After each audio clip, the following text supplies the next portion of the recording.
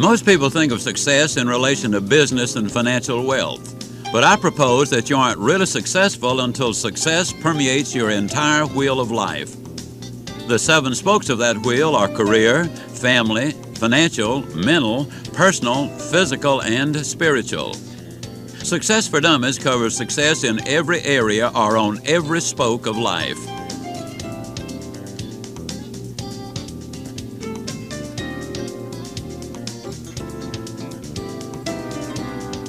But what is success? Success is many things to many people. Here are a few signs of success.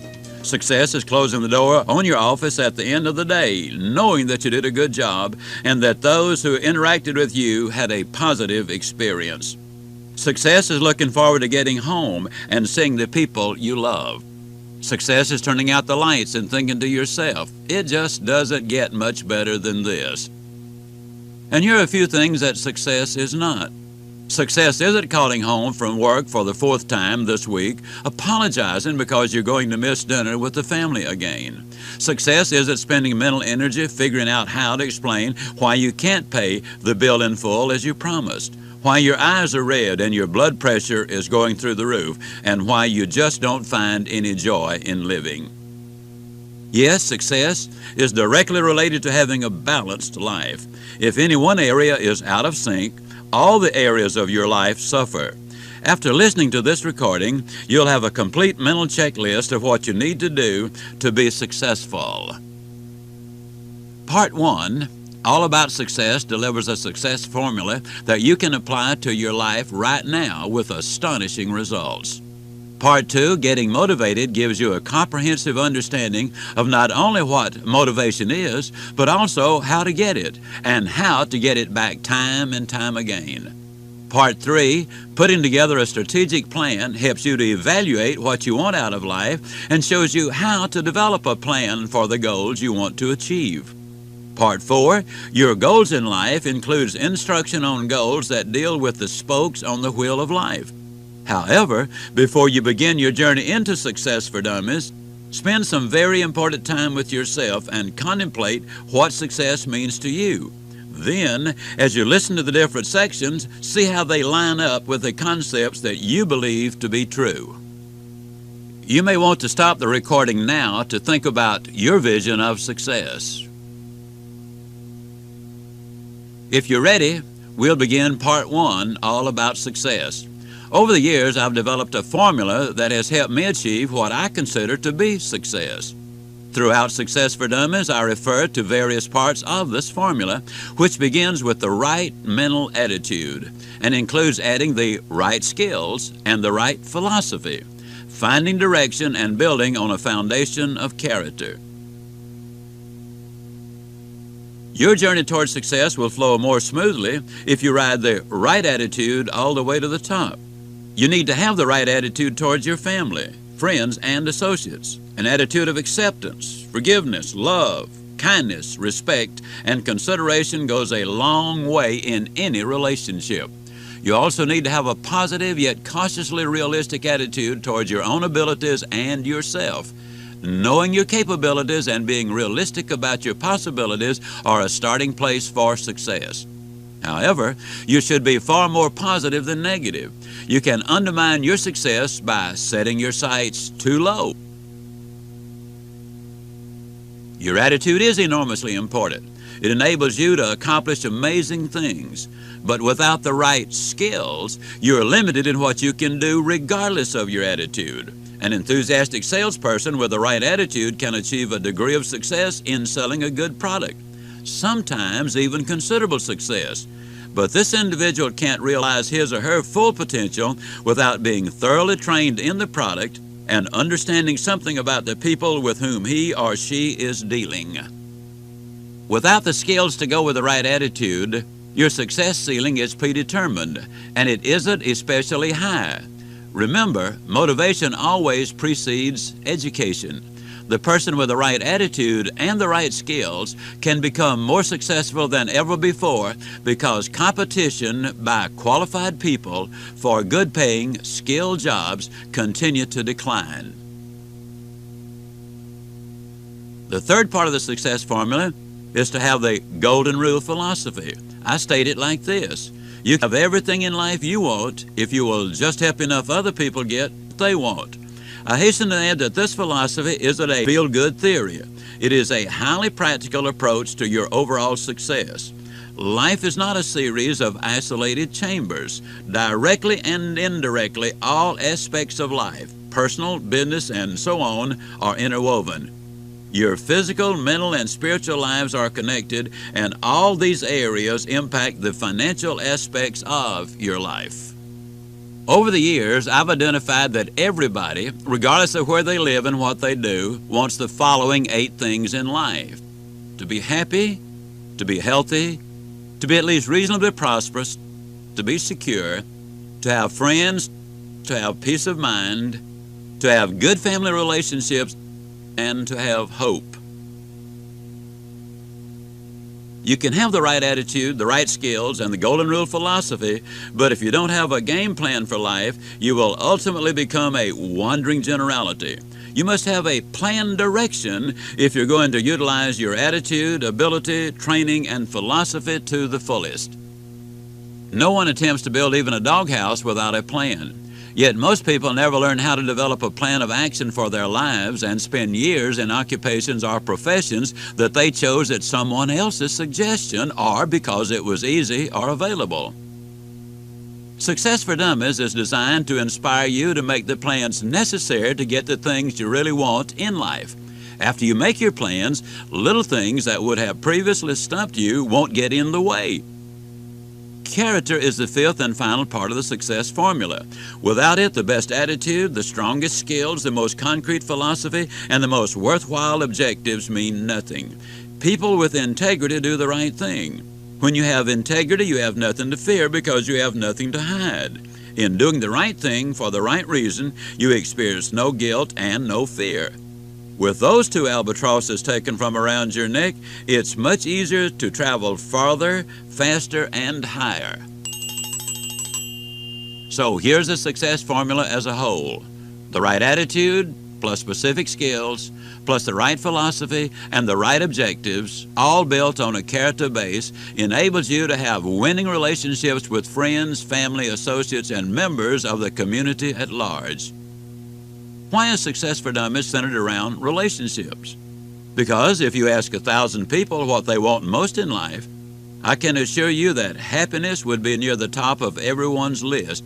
Ask those same people what they think would make them happiest of all, and the overwhelming majority would say it's having wonderful relationships with the people they love.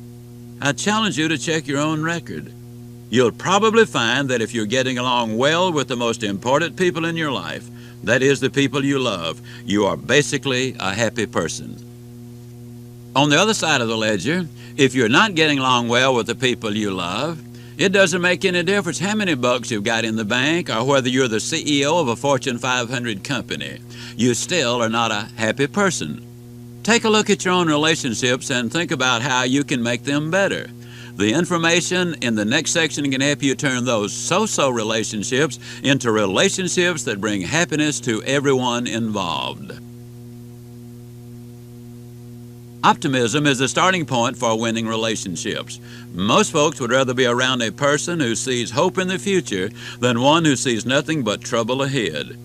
I'm talking about the kind of optimist who sees a solution in every problem, whose undying conviction is that everything in nature is altered for the best and is adapted to produce the most good. With optimism as a foundation for winning relationships, look at some of the tudes of life. Concentrate on these tudes and you'll build winning relationships everywhere. Gratitude. I mention this tude first because the more you express gratitude for what you have, the more you will have to express gratitude for. You'll never find a happy person who isn't a grateful person. Grateful people are fun to be around. Magnitude is the second tude. You need to magnify the important things and reduce the magnitude of problems that seem insurmountable. Don't make mountains out of molehills is a wise observation.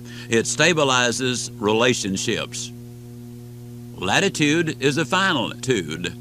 Latitude is a way of saying that you have the freedom to do virtually anything within the bounds of human decency and law. Regardless of ancestry, the circumstances of your youth, and so on, you have the latitude to move from where you are to where you want to be. And when you grant that latitude to others, you cement your relationships. To build winning relationships, you need to understand the other person's perspective. You also need to think like the other person thinks so that you can speak in understandable terms. I love the story of the doctor's wife who called a plumber because she was having trouble with the toilet. The plumber asked her, "What's the problem?" She said, "The toilet can't swallow." That was a language they both understood. When you make yourself understood, you score points and build good relationships. The next example gives a different perspective at home or on the job. In either place, you need to treat people like cows. My dad died during the Great Depression when I was 5, so all of us kids did our part around the house. Our economic survival was built around 5 milk cows and a large garden. I was milking cows by the time I was 8 years old, and I can tell you from experience that cows don't give milk. You have to fight for every drop. I can also tell you that the way you treat the cow has a direct bearing on the quantity and the quality of the milk she produces. If you speak harshly to her and treat her badly, 2 things happen. She gives less milk, and the milk may not be usable, because when she's upset, the milk she produces is often bitter and useless. She also may retaliate and kick you, too. Speaking kindly to a cow and stroking her a time or 2 lets her know that you appreciate her efforts. My mother loved her cows and expected her children to love them and treat them well.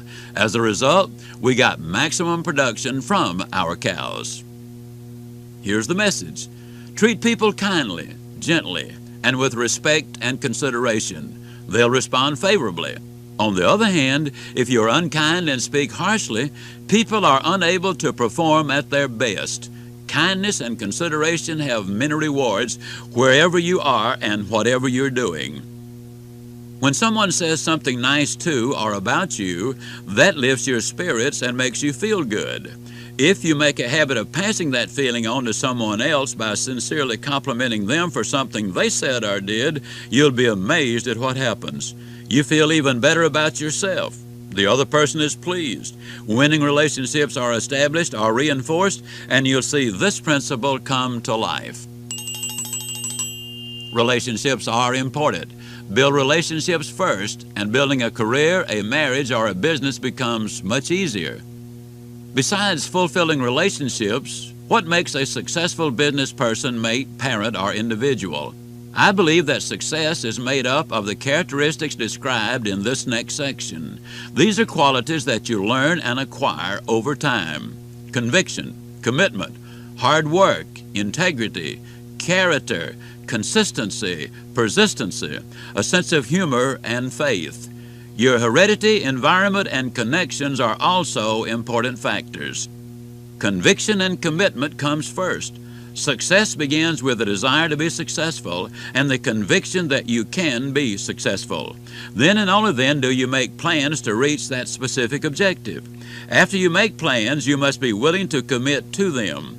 For the successful, hard work is a must. In society today, many people are somewhat like the fellow who, when asked how long he had been working for his company, responded, "Ever since they threatened to fire me."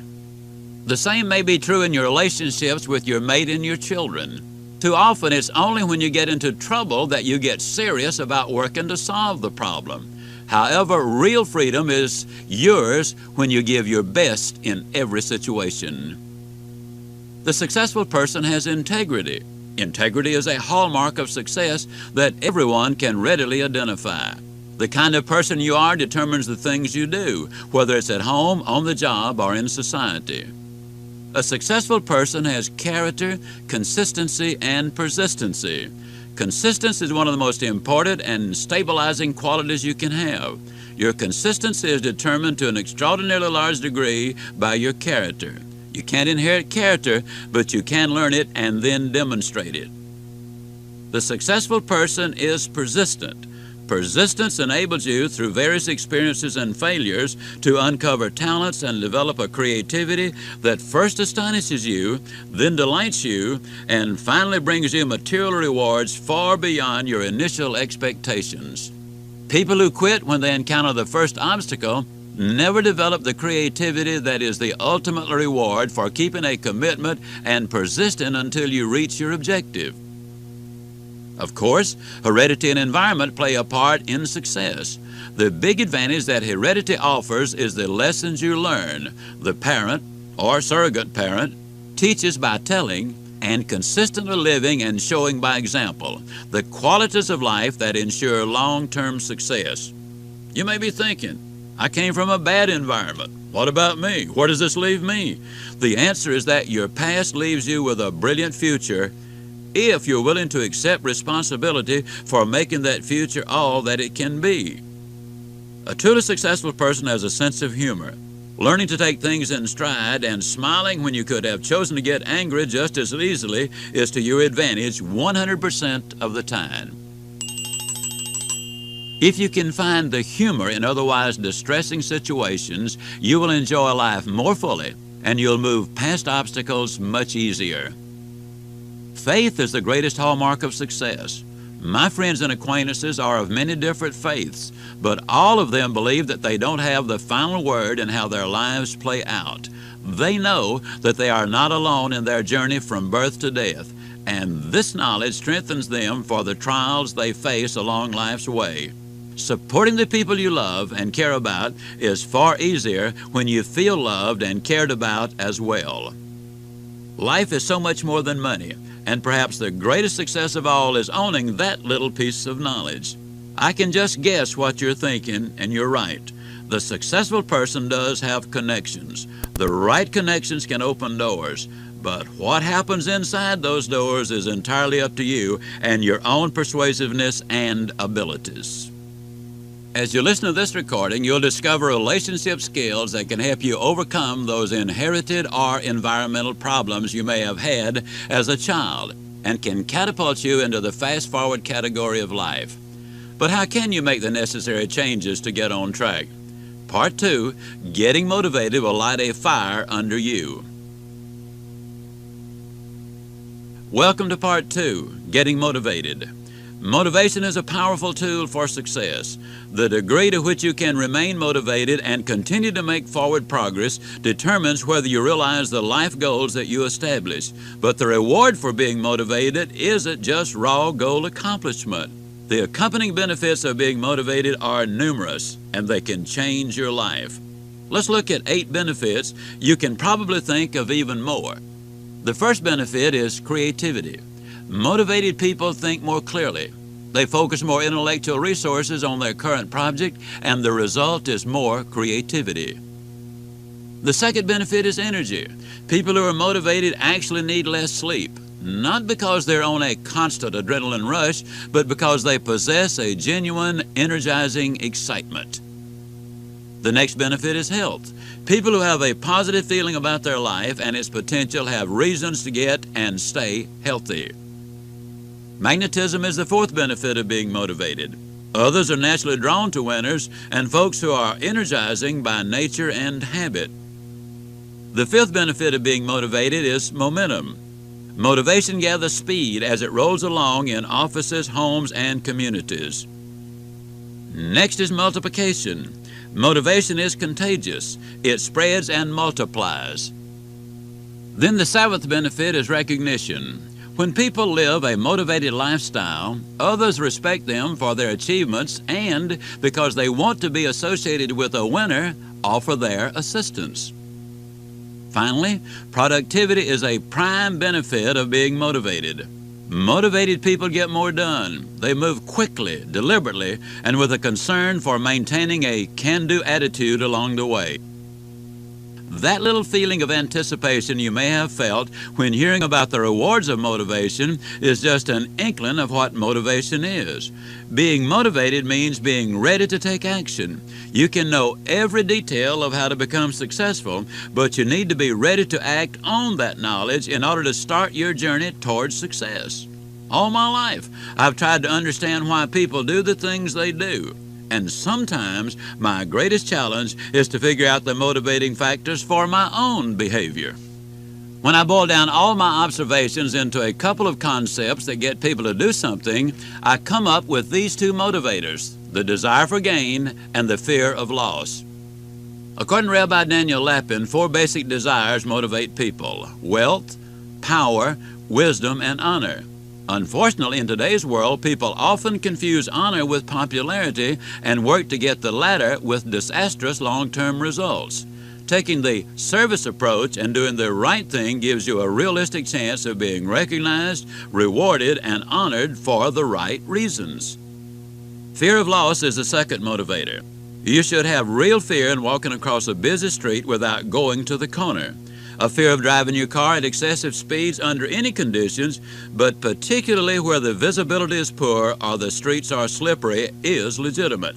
Legitimate fear, for realistic reasons, is not only natural, but also desirable.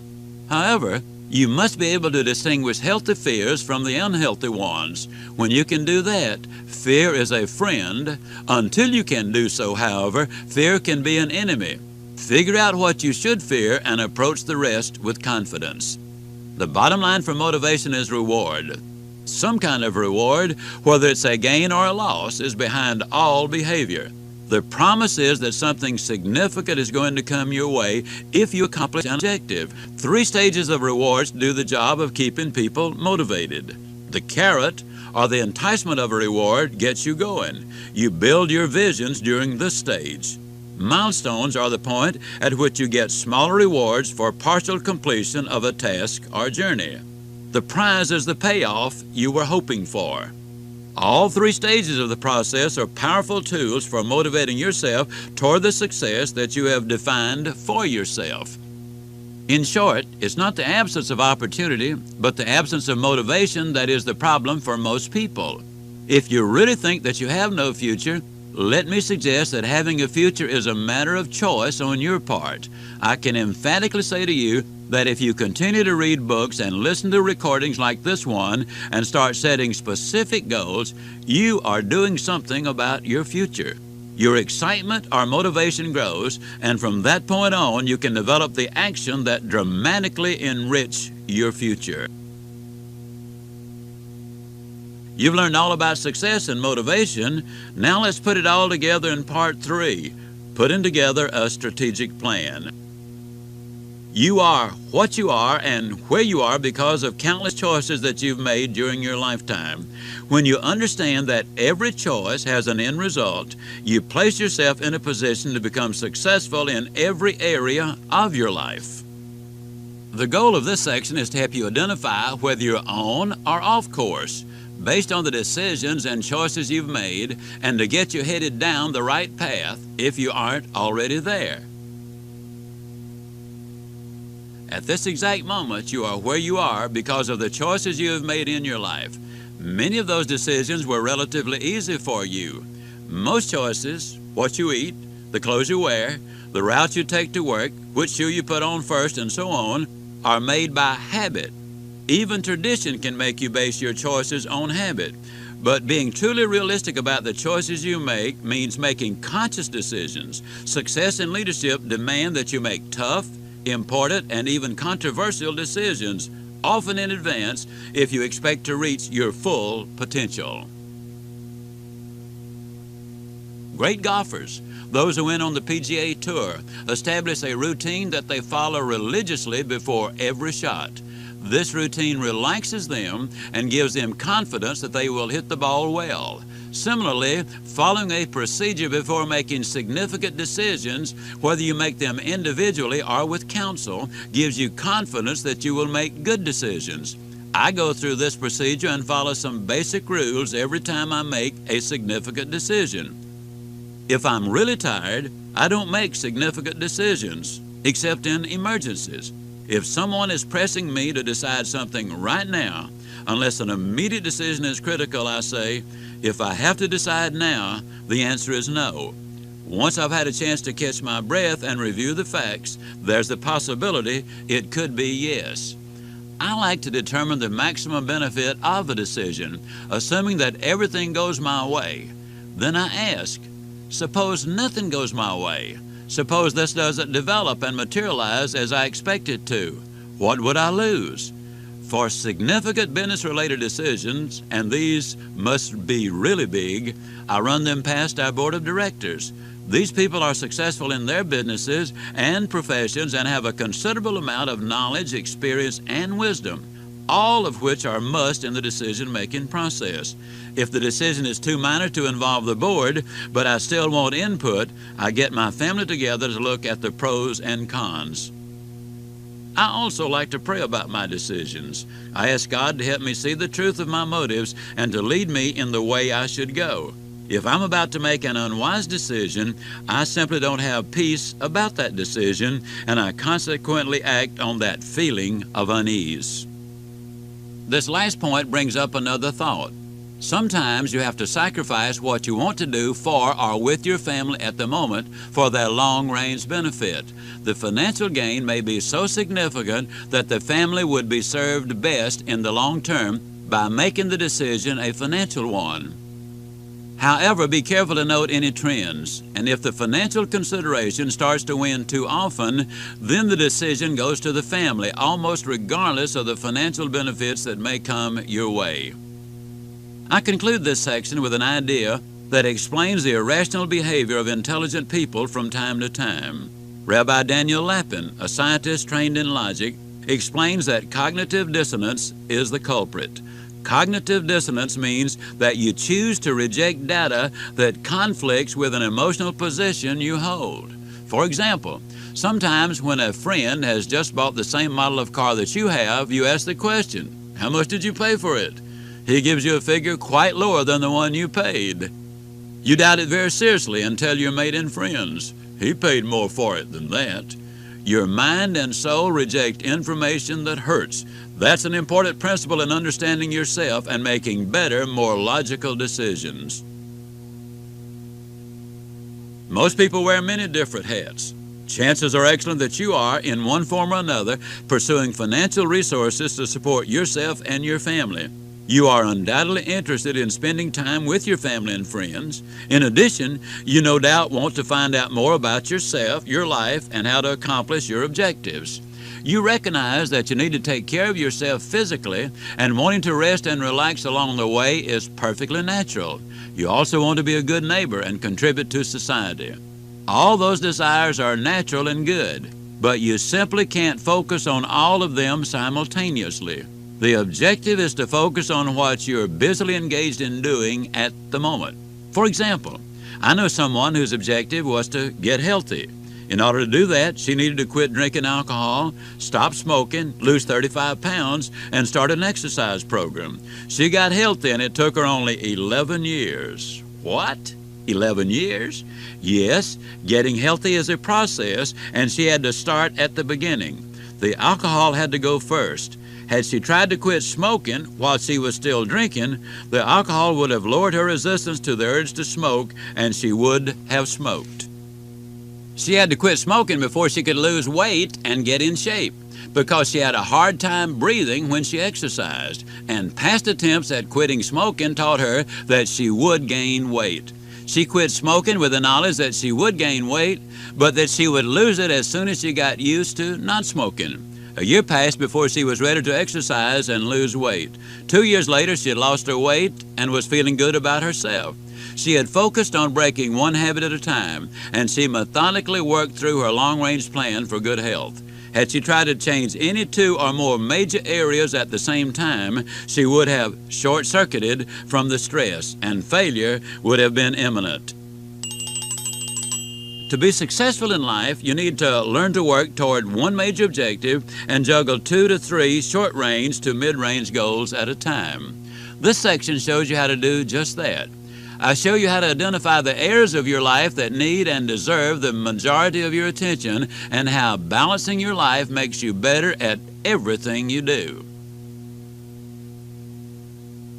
The number of goals to be, do, and have is innumerable, so learning how to prioritize which goals are worth your time and attention is very important.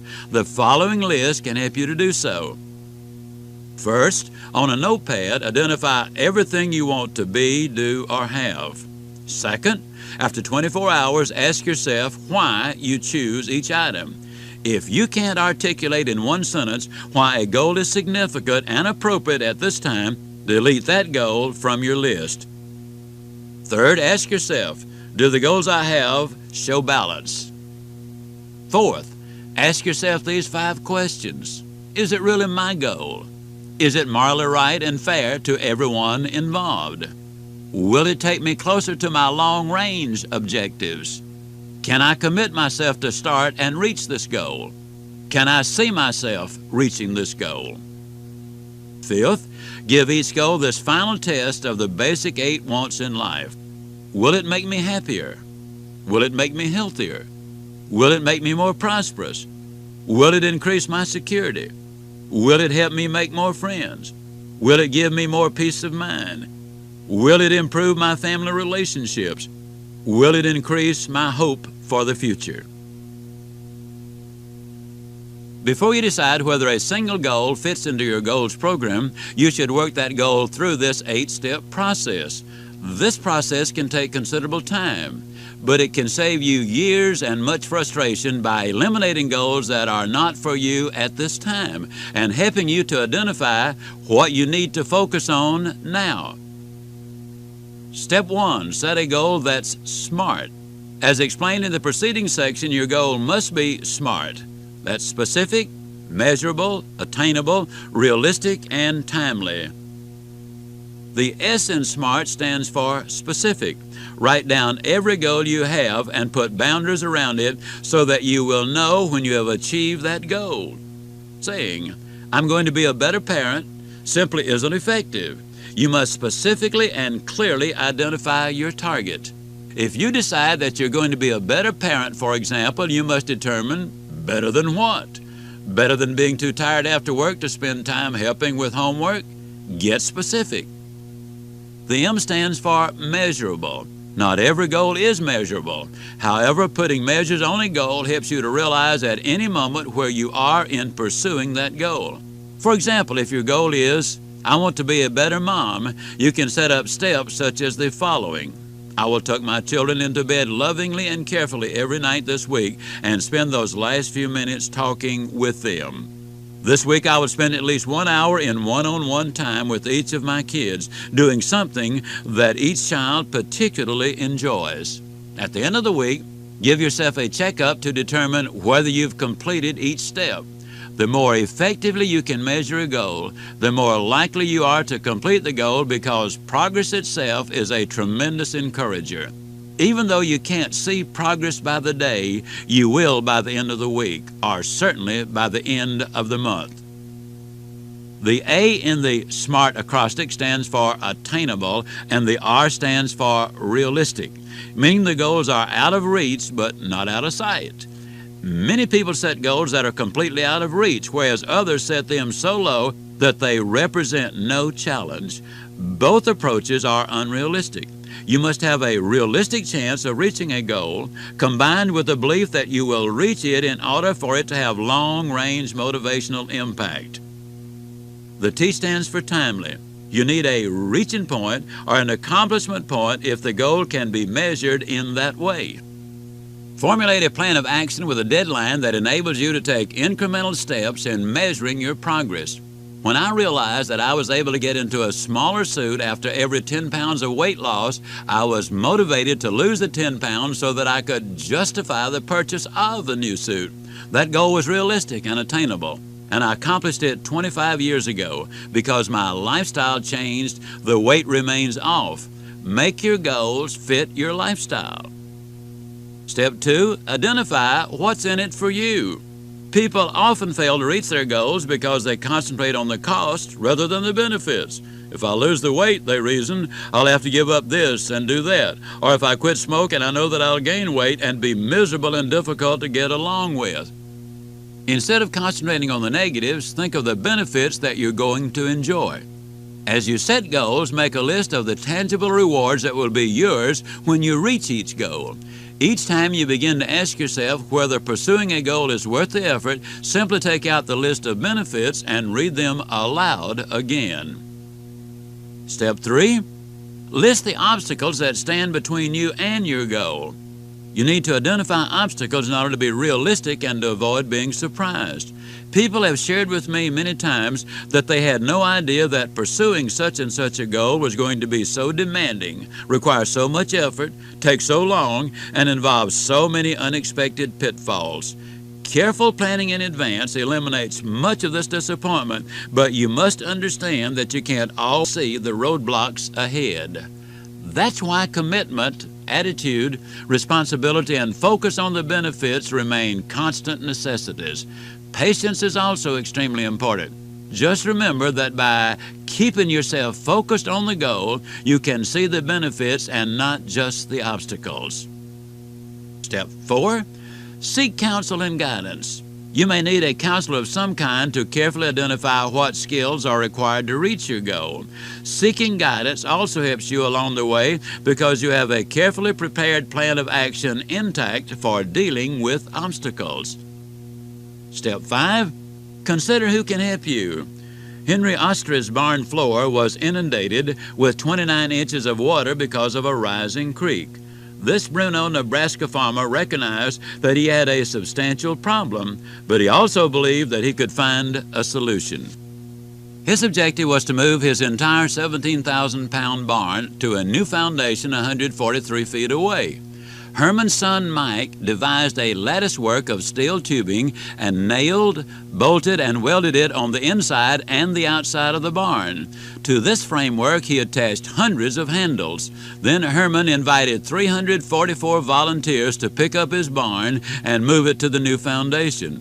Actually, the process was reasonably simple. After just one practice lift, the volunteers slowly walked the barn up a slight incline to the new foundation. Interestingly enough, each volunteer had to lift less than 50 pounds, and moving the barn to its new foundation took only 3 minutes. 2 great lessons come from this little story. A considerable amount of thought and preparation on the parts of Herman and his son Mike set the stage. They had to have a specific, workable plan of action. What 1 or 2 people would find impossible, the community found relatively simple.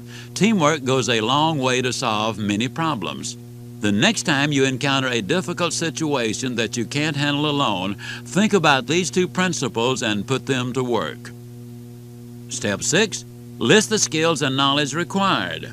I'm quite sure that Herman Ostre wrote out a list of things that would have to be done to move his barn. He probably included in that list the names of people who had the skills and knowledge to do each task. Lucky for Herman, his son had the skills and knowledge necessary to weld handles onto the barn and the mathematical capabilities to know how many handles were needed and how far apart they needed to be placed. This step is necessary when you enlist others to help you achieve your goal. Step 7. Develop a plan of action. How are you going to incorporate all the preceding steps and bring them together so that you have a specific plan of action to overcome the obstacles, enjoy the benefits, develop the skills, and work with the people involved? The plan must be specific. You must have a commitment to reach that objective, and you must have a daily checklist so that you know what you're doing toward reaching that goal. You also need weekly and quarterly checklists to be certain that you're making progress on your mid-range and long-range goals and that you're not getting sidetracked along the way. Step 8. Set a deadline for achievement. A goal without a deadline is nothing more than a good intention. You must set a start time and a finish time for every goal that you set.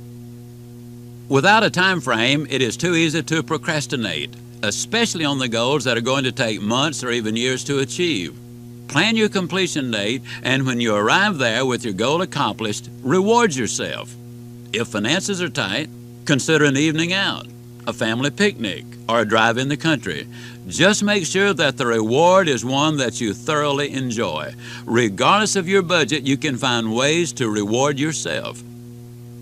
A lot of thought and effort goes into creating a workable goals program for yourself, but you will be rewarded in wonderful ways if you discipline yourself to follow your plan to achieve your goals. When you make goal planning a part of your life, you'll wonder how you ever made it from one year to the next without a program. The saying, "You win some, you lose some," survives because it's true.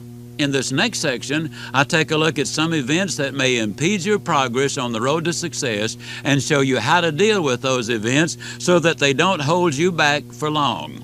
We'll look at failures and bad attitudes, the roles of integrity, persistence, optimism, forgiveness, and humility in overcoming discouragement, and how to handle mistakes of any kind.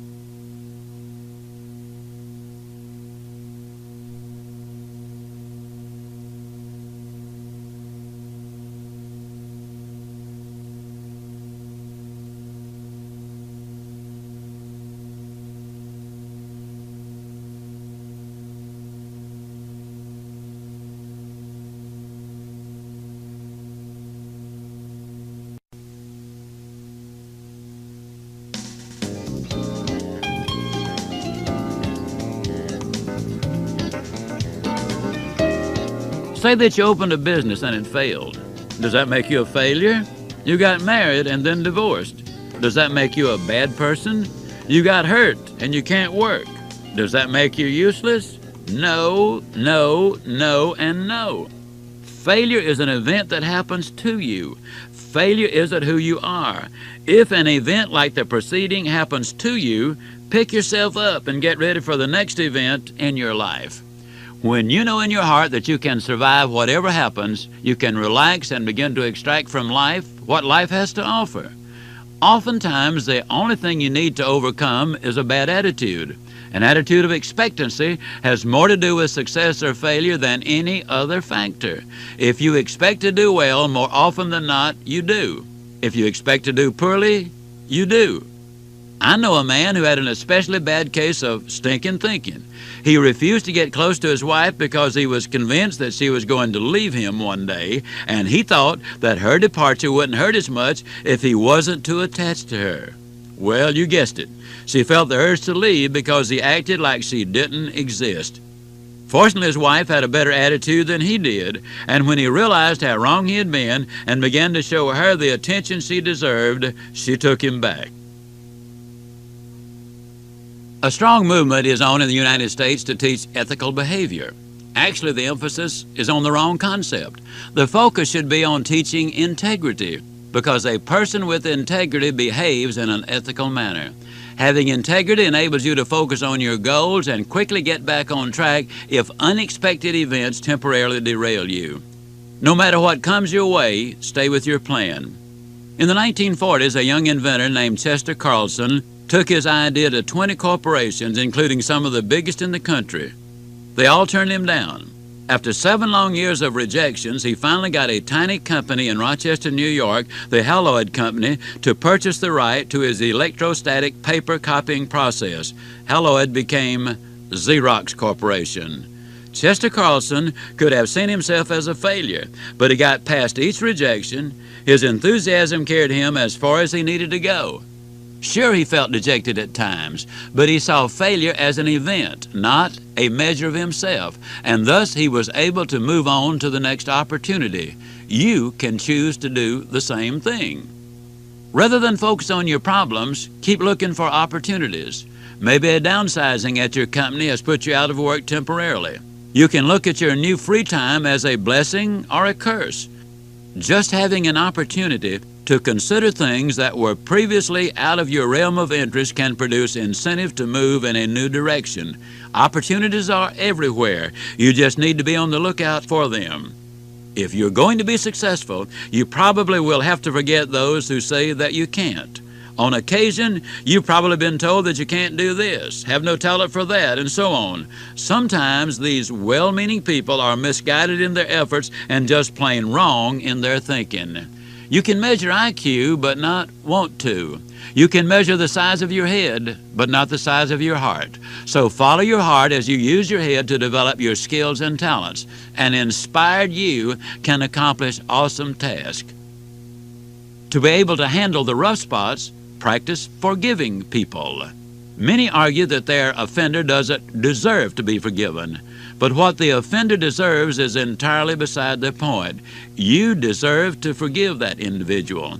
The person who hurts you damages your past and controls your present. Surely you're not going to give him or her permission to control and negatively influence your future, are you?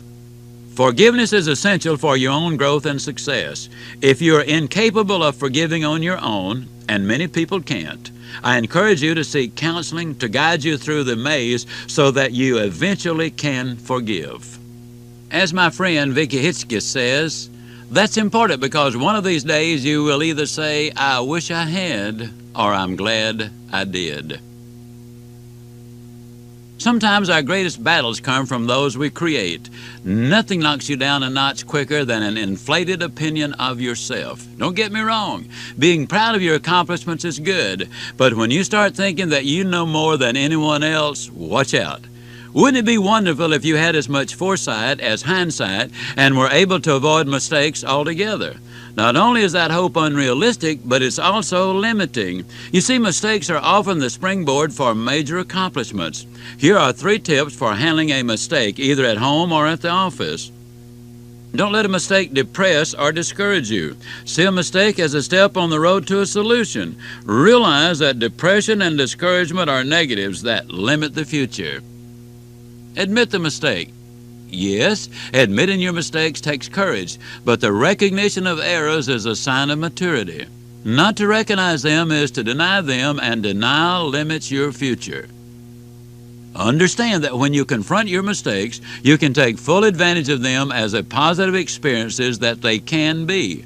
When you ignore mistakes or try to conceal them, they are almost always negative. We're ready for our 4th part. Your goals in life. In this part, we look at making the 7 spoke of life, physical, mental, spiritual, family, career, financial, and personal, all they can be.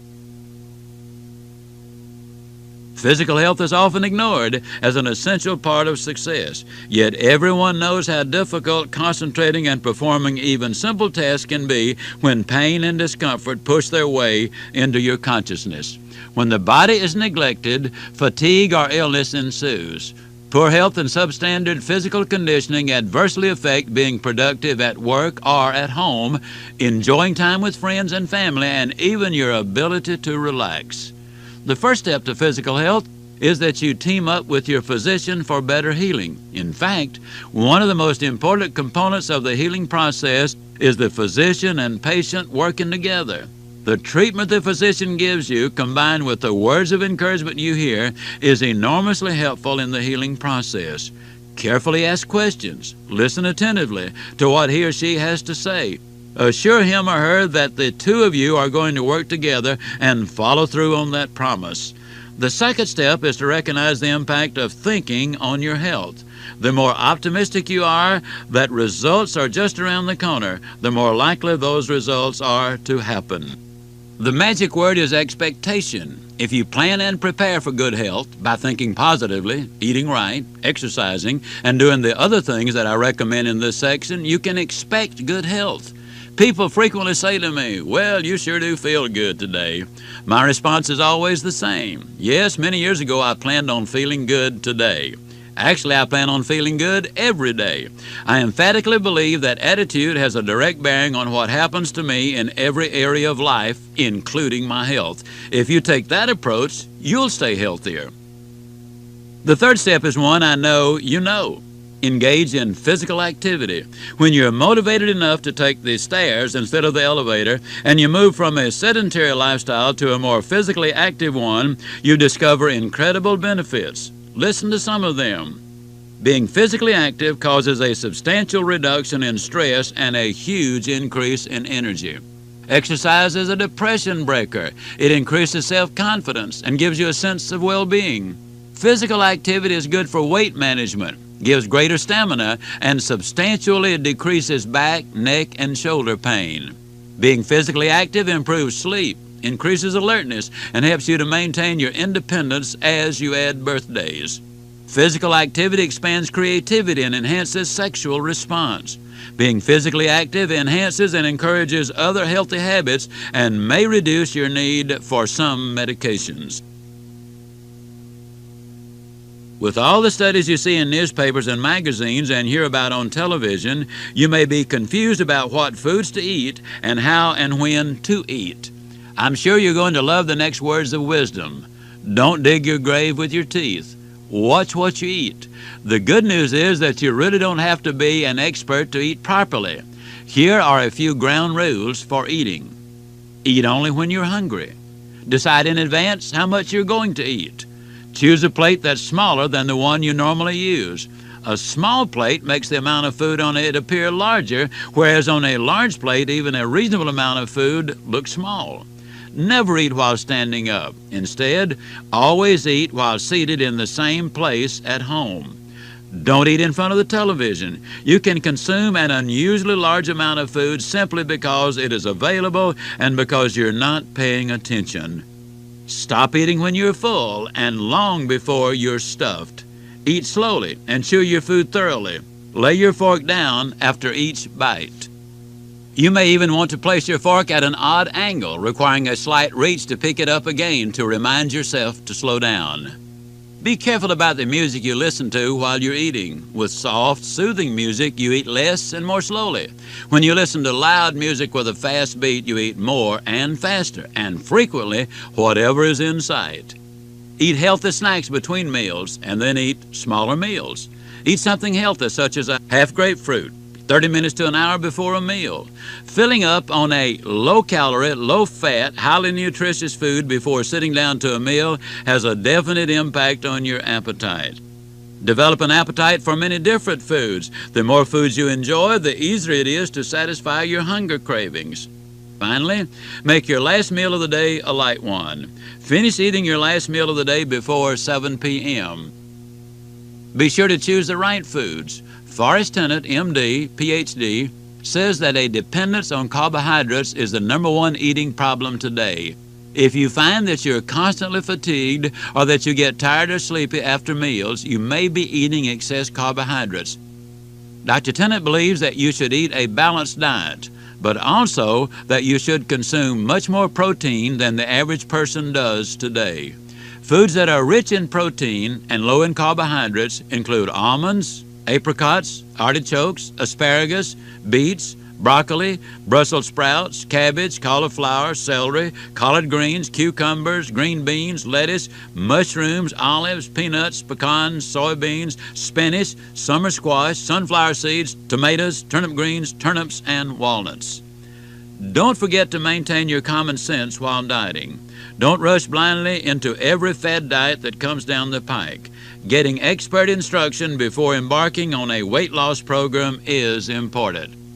If you don't lose weight properly, you can do serious damage. Temporary and on occasion permanent setback is the result. I've talked with countless overweight people and have seen startling results when they recognize the mental aspect of their weight program. I experienced these results firsthand when I lost 37 pounds back in 1972, and I'm happy to report that I've maintained that loss. I was able to lose the weight because I thought slender, ate slender, and asked myself at every meal, would a slender person eat this food? I changed my eating habits and started a sensible but disciplined exercise program. As one who has a passion for sweets, I've never met one I didn't like. I knew that I wouldn't be able to permanently stick to a diet that was too restrictive and eliminated sweets altogether. So I decided that the only time I would eat sweets would be on Sunday after church. For the 10 months I took to lose the weight, I got a double dip of my all-time favorite, Brahms French chocolate almond ice cream each Sunday. I enjoyed every bite of it and set my sweet clock to go off on the next Sunday at the same time. By following this procedure, I was able to indulge and control my sweet tooth rather than allowing it to control me. You know that when you overload on sugar or have too much caffeine in your system, you receive a substantial negative impact. And research from countless sources validates that alcohol, tobacco, and illegal drugs are health killers, relationship destroyers, and career albatrosses. Needless to say, realizing your potential is difficult when you're boozing, puffing, or snorting. Maintaining your health really isn't an expensive undertaking. Take a good look at some of the most neglected aspects of maintaining good physical condition and the measures that cost the least amount of money. Make certain that you get adequate sleep. You require a certain amount of sleep, preferably at regular times, meaning that you go to bed and arise at the same times each day to establish a rhythm. The required amount of sleep varies from person to person, but you can use this test. If you enjoy good health, but have to force yourself to get out of bed each morning, you probably aren't getting enough sleep. Deep breathing has a positive long-range impact on your health. One deep breath, or far better, 2 or 3, taken at opportune times during the day, energizes you. Drinking plenty of water is important. Most experts agree that 8 to 10 8-ounce glasses of water a day are mandatory for optimum health. When you realize that you're thirsty, the dehydration process has already started. Plenty of good, clean water every day keeps your skin supple, improves digestion, and helps to flush toxins out of the body. Vary your activities. At least once every 90 minutes, stand up, stretch, breathe deeply, shift gears, walk to the water cooler and get a drink of water, or even do a couple of aerobic exercises if space permits. Doing so helps to reduce stress, whether mental or physical, and when you reduce stress, you increase your energy level. For years, a good belly laugh has been described as internal jogging. Physicians agree that a sense of humor is an enormous asset to maintaining good physical health. It gives you a better outlook on life, and it's good for you. Scientific evidence validates that saying the right things to yourself can have significant influence. I encourage you to talk to yourself about your health. Self-talking takes only a couple of minutes each evening and a couple of minutes at the start of your day. Square those shoulders, look yourself in the eye, and quietly but firmly say aloud, I, and say your name, am a highly motivated, health-conscious individual who is committed to taking care of my health now so that I will enjoy a high quality of life all my life. I am committed to a physical activity program that will increase my energy level and keep my weight under control. I will talk positively about my health and think positive health thoughts. I will eat sensibly and ask myself this question every day. Would a slender, healthy person eat this food or drink this drink? I will regularly get physical exams as a step to preventing serious problems, and I understand that my physical health has a direct bearing on my happiness, my attitude, my family, my job success, my peace of mind, my finances, and my corporate or business success.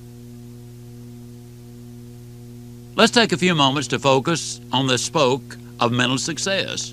Losing a job, mate, or friend because of a lousy attitude is unfortunate, especially because a bad attitude can be fixed. I believe that this section, particularly when combined with the information in the rest of this recording, can help you to fix your attitude so that it serves you well in your profession, your family, and all your other relationships. You can find at least two ways to look at virtually everything. A pessimist looks for difficulty in the opportunity, whereas an optimist looks for opportunity in the difficulty. Unfortunately, many people look only at the problem and not at the opportunity that lies within the problem. When you get too close to your problems to think objectively about them, try to keep in mind how your vision can be obstructed. Take a step back and look at the situation from a new angle. Look up instead of down. Words affect your attitude, and your attitude affects your performance, so make sure that your words are positive.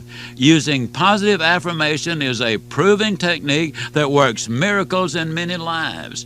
Ideally, you should look yourself in the eye as you make the following positive affirmations. Don't be shy. Go ahead and get started. Repeat the following statements to yourself. I clearly understand that failure is an event, not a person, that yesterday really did end last night, and that success isn't final and failure isn't fatal because I fail only if I quit. I have the courage to admit a mistake and to say that I was wrong. I have the courage to ask for help and the courage to say, I don't know. I have the courage to continually strive to be the person that I am capable of becoming. I have vision in my life, which means that I see not only with my eyes, but also with my heart. I have 525,600 minutes in every year of my life, and I utilize them well to maximize my ability. I am successful because I believe that to be truly educated, I must be mentored by superior minds with greater skills and mature spirits. I discipline myself to do the things I need to do when I need to do them because I know that doing them will enable me someday to do the things I want to do when I want to do them. I clearly understand that if I develop yearning power and apply learning power, I will increase my earning power. I am successful because I don't confuse activity with accomplishment. I know that I can't make it in life as a wandering generality, so I am a meaningful specific. I am successful in all areas of my life because I have a great sense of humor and the ability to laugh at myself. I'm like an eraser. I recognize my mistakes, I learn from my mistakes, and then I erase those mistakes from my memory. I move forward in my life every day, even if it's only a tiny step, because I know that great things are accomplished with tiny moves, but nothing is accomplished by standing still. I'm a hard worker, but I don't overdo it, because I know that the person who is always as busy as a bee may awaken to discover that someone else has swiped his or her honey. Today, I will seriously look for the good in every situation and find something about which to praise every person who works with me. Today, I will be friendly to the people I work with and will treat them as though they were completely responsible for my career. Today, I will express gratitude for the career I have and the society of which I am a part, and specifically for my family and friends. I will also express gratitude for the fact that my career is rewarding in ways that go far beyond financial remuneration. Each day is a miniature lifetime, and your attitude concerning each day makes a difference. If you make today a good day and repeat that process daily, you'll live a lifetime of good days. I confess that this approach to life is simple, but it isn't simplistic. Expect today to be a good day and then do what's necessary to make your expectations come true. The next spoke on the wheel of life is spiritual. Sir John Templeton, one of the wealthiest people in the United States, said, "If we have not developed a reservoir of spiritual wealth, no amount of money is likely to make us happy. Spiritual wealth provides faith. It gives us love. It brings and expands wisdom. Spiritual wealth leads to happiness because it guides us into useful or loving relationships." With spiritual wealth as the foundation and security for our lives, we gain a deep and abiding peace that can't be obtained with material wealth alone. To me, spiritual wealth is the assurance that God, who has a vested interest in me because He created me, loves me no matter what, and that He hears and answers my prayers. My spiritual wealth gives me great peace of mind because my past has been forgiven and my eternity is guaranteed. It increases my happiness substantially because I know that one day I will again see my parents, daughter, brothers, sisters, and friends who share my faith. Many different belief systems exist throughout the world, and I respect each person's right to his or her own personal beliefs. However, as a Christian, I'm going to speak in the language of my own faith in this section and use the Bible as my source, since I believe it is the inspired Word of God and is the book of prophecy with over 4,000 of those prophecies fulfilled without error. The central theme of Success for Dummies is winning relationships. I believe that Christianity is a relationship, not a religion. I believe that religion is man's way of trying to get into heaven, but Christianity is God's way of getting heaven into man. I believe that religion depends on ritual, church membership, and works to get into heaven. Christianity depends on faith to get into heaven. The root of Christianity is faith in Christ, and its fruit is a godly walk with Christ. Every individual is free to express his or her faith through organized religion, where people with common beliefs come together to worship, or unorganized religion, where individuals practice their faith and prayer life without a structured doctrine. However, you don't have to join any group or denomination to have and practice your faith and what you believe about the God of your understanding. If you have not determined what you believe, let me suggest this approach. The program of Alcoholics Anonymous teaches members to find a God of their understanding and to pray to whomever or whatever that is, even if they don't believe in it. If you want to try this approach, pray this prayer. God, or if that word goes against your grain, say, whomever you are. I don't know whether you exist, but I pray that if you do, you will reveal yourself to me. The depth of spirituality is, in my opinion, the degree to which you have a personal relationship with the one whose governing power you honor and obey through your faith. I believe that without that honor and obedience, you cannot fully experience your potential as a human being. I draw this belief from the Bible. John 15:4, which says, "As the branch cannot bear fruit of itself unless it abides in the vine, neither can you unless you abide in me."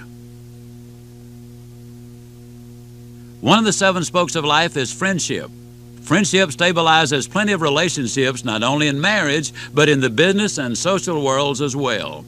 A friendship is priceless and should be cherished, cultivated, and nurtured. But how do you develop and maintain solid friendships? This section outlines some principles of friendship that can help you improve the friendships you already have and build even more friendships in the future. The first principle is to remember the golden rule. Without a doubt, the greatest friend maker and human relation principle going is to treat other people like you want to be treated. When you show respect for your friends and gratitude for their friendship, you'll be blessed in untold ways. Although the way you treat others affects the way they treat you, the way another person treats you shouldn't determine the way you treat that person. Let me say that again. Although the way you treat others affects the way they treat you, the way another person treats you shouldn't determine the way you treat that person. I've often explained to my children that they should respond to rude behavior with kindness. When people are rude and ugly to you, they're probably behaving that way because they're hurting, not because they want to hurt you. The second principle for friendship building is to avoid criticizing your friends. Human nature being what it is, most people tend to see problems and faults more easily in other people than in themselves. Instead of being eager to dish out criticism all the time, take the sensible, loving approach. Look for the good in other people. Encourage them. Build them up. The secret is simple. Be a good finder, not a fault finder. My third principle is that love, loyalty, and friendship are for sale. This principle may seem a little strange. You may be thinking to yourself, that simply isn't true. These things are extremely valuable and can't be bought at any price. I beg to differ. What you send out truly is what you get back. When you ignore people, you're likely to be ignored. And when you treat them in a grouchy, discourteous way, you're far more likely to be treated similarly. You buy loyalty by being loyal. You buy friendship by being a friend. You buy hope by giving hope, and so on. No person is happy or has friends or love who is not truly a giver. The fourth principle is to be an optimist. Do you enjoy being around a pessimist, someone who is generally described as being able to brighten up a room just by leaving it? The answer is obvious. Most people, when given a choice, prefer to be around people who believe that tomorrow is going to be better than today, instead of being with people who believe that today is even worse than yesterday. Optimists spread cheer wherever they go and make others feel good about themselves. That's a guaranteed way to make friends. The question is, how do you develop that pleasing personality? Well, here's some steps you can take. Smile when you see someone. You don't have to smile so wide you could eat a banana sideways. Just a pleasant, friendly smile. Speak in a pleasant, upbeat tone of voice. Talk to people as if they are really good friends of yours, even if they don't really fall into that category yet. Take a course in public speaking. The ability to express yourself is of paramount importance and attracts favorable attention from many sources. Become a better informed person and develop a sense of humor. I particularly encourage you to pick up a couple of good joke books. You can share the one-liners that you read with others, and you don't have to be a comedian to get a smile from people. Personality opens the door and helps you to win friends and influence people.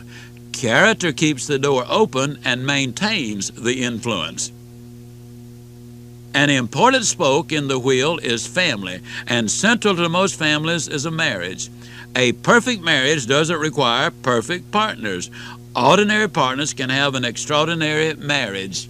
Your attitude and approach to your marriage are keys to attaining happiness and harmony, which sounds like great goals. What skills do you need to build a loving relationship? Here are some of the most important ones. Start with a commitment to make the marriage work. Understand that you deceived each other in the courtship process by putting only your best foot forward and leaving it there.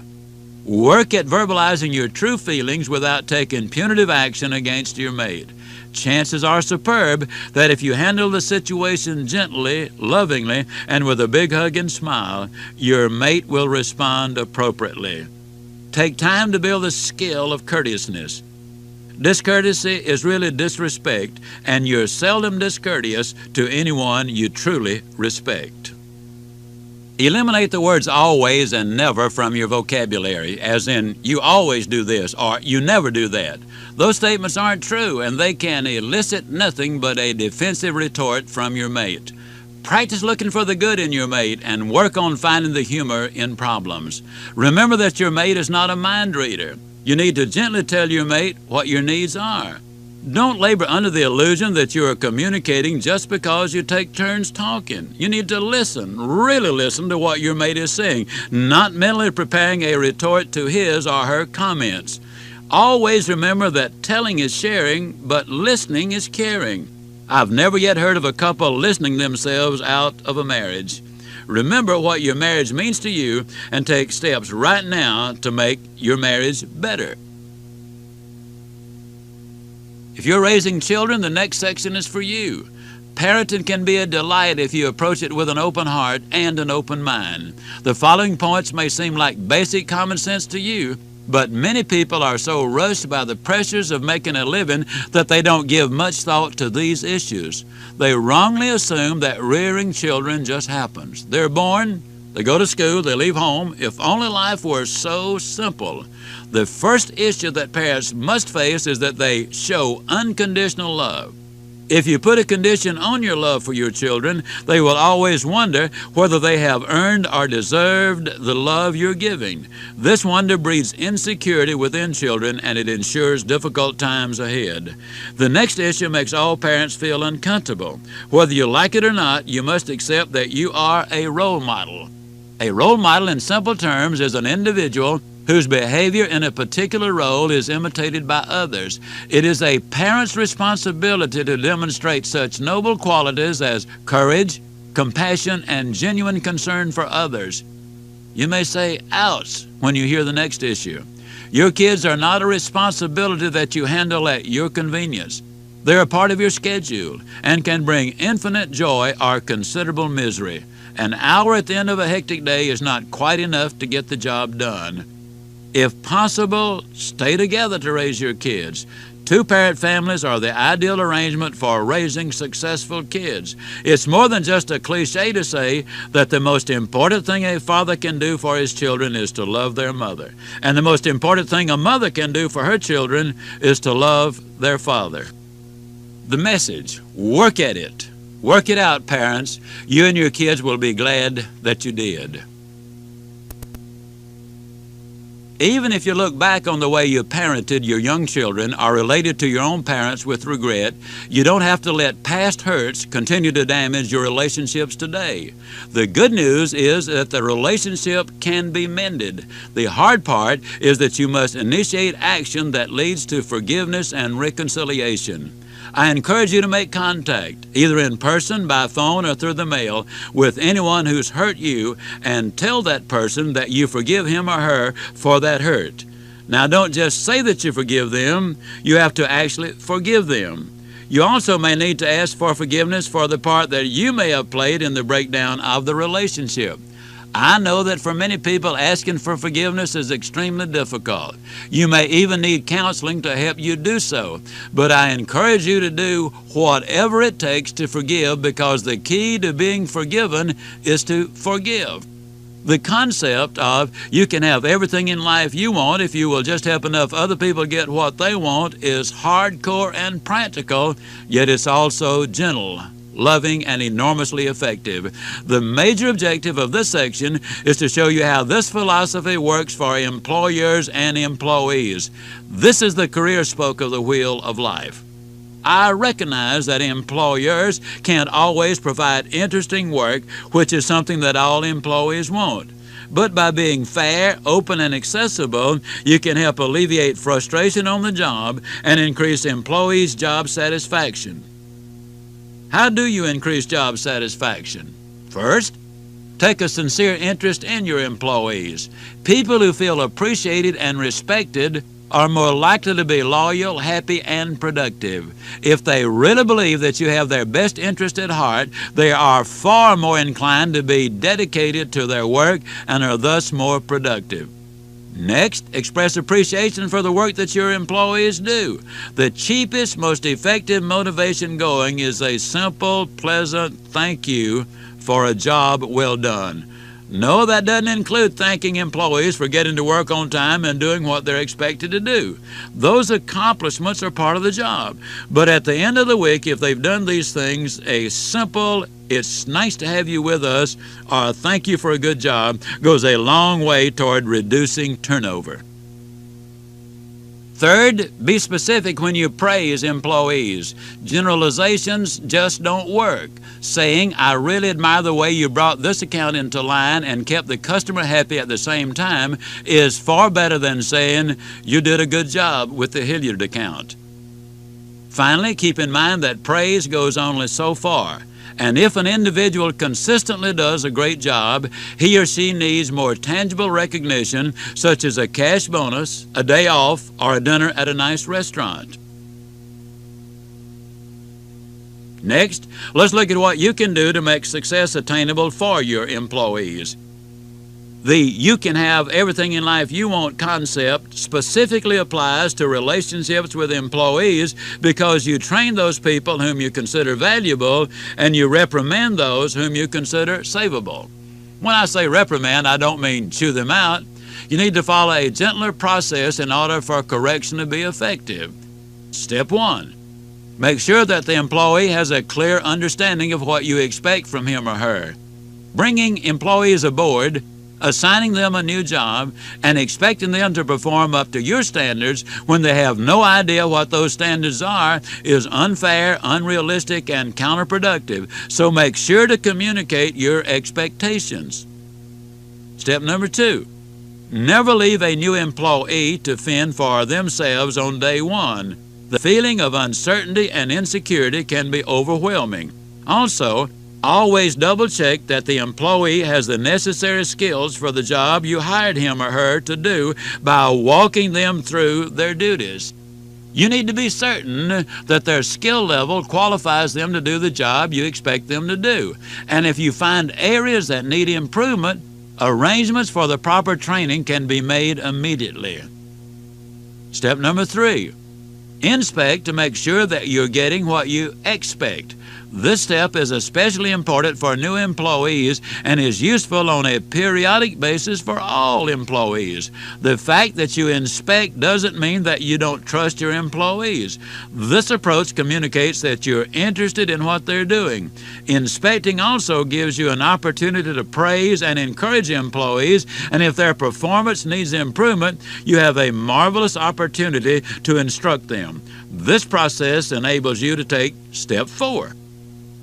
Step 4, set a standard for each employee to follow. An employee who knows the standard can strive to excel and produce above standard accomplishments.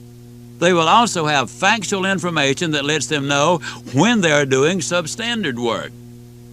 Step 5, keep in mind that failure is an event. It's not a person. While hoeing our garden as a child, I learned an important lesson from my mother, who was a great leader and manager. She followed all the preceding steps, taught me how to do what she wanted me to do, demonstrated clearly and assured me that she was going to inspect to make certain that I gave her what she expected.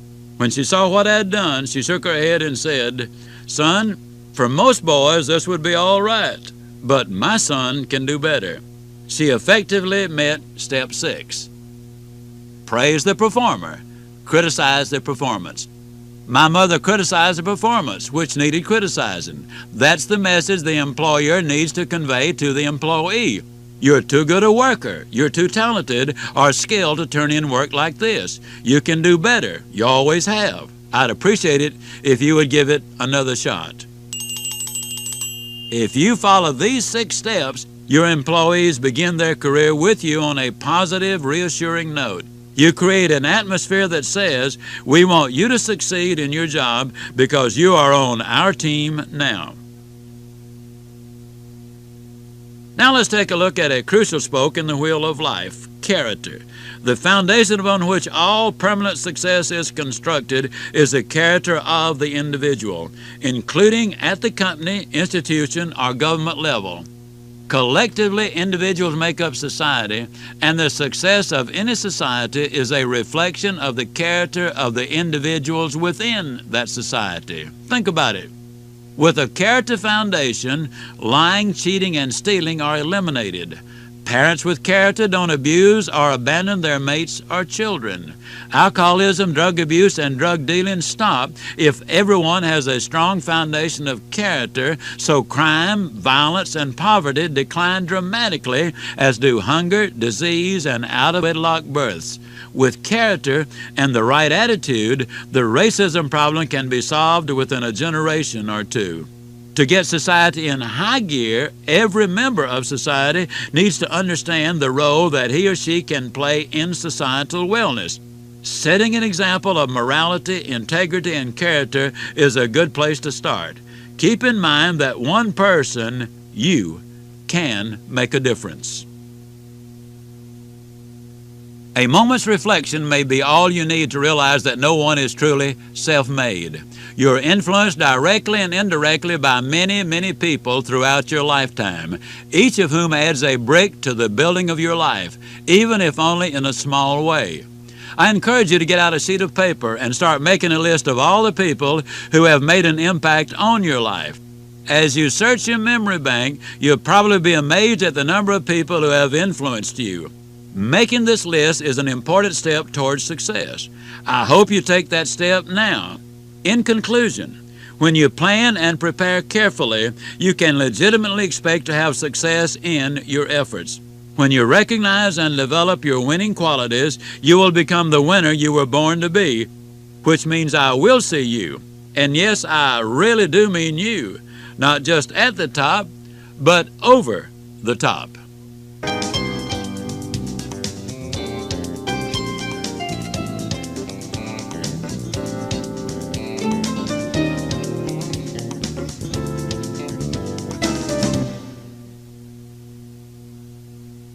We hope you've enjoyed this program from Harper Audio.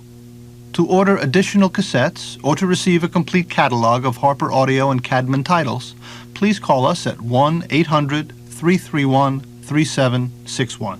That's 1-800-331-3761. Thank you.